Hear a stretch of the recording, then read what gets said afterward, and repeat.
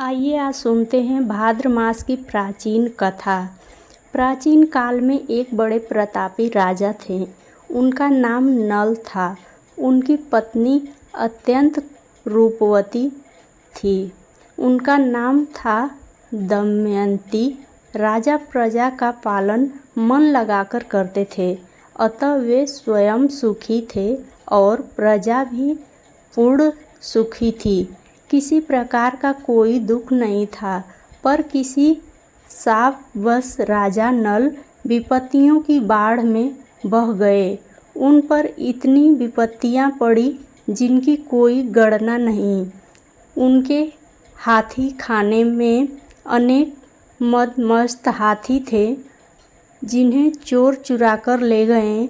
घुड़सार के सभी घोड़ों को भी चोर चुरा ले गए।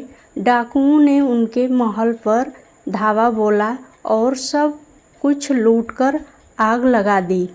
बचा खुचा सब स्वाहा हो गया।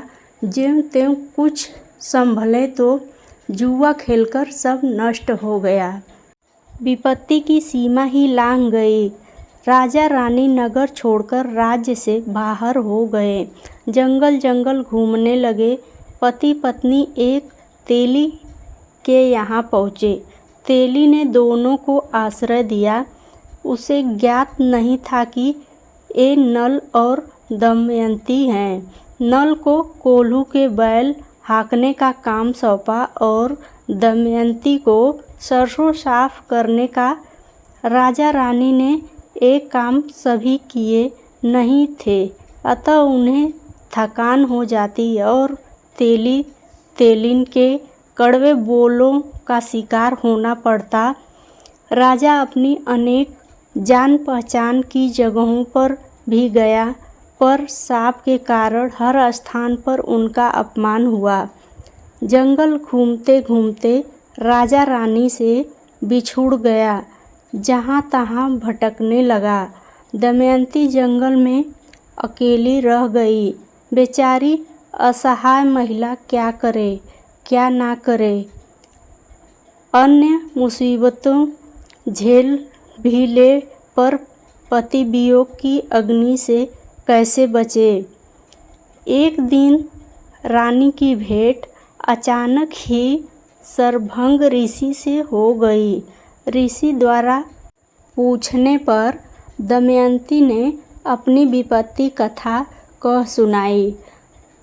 शरभंग जी ने दमयंती से कहा, पुत्री तुम गणेश जी की पूजा अर्चना करो और गणेश चौथ का व्रत करो। रानी तो साधनहीन थी। ज्यों त्यों उनके गणेश व्रत किया। उस व्रत के प्रभाव से रानी को उसका पति मिल गया और पति को खोया हुआ राज्य मिल गया। राजा रानी गणेश जी के भक्त हो गए। ऐसे ही जानकारी के लिए वीडियो को शेयर करें, लाइक करें, चैनल को सब्सक्राइब कीजिए हमें सपोर्ट करने के लिए।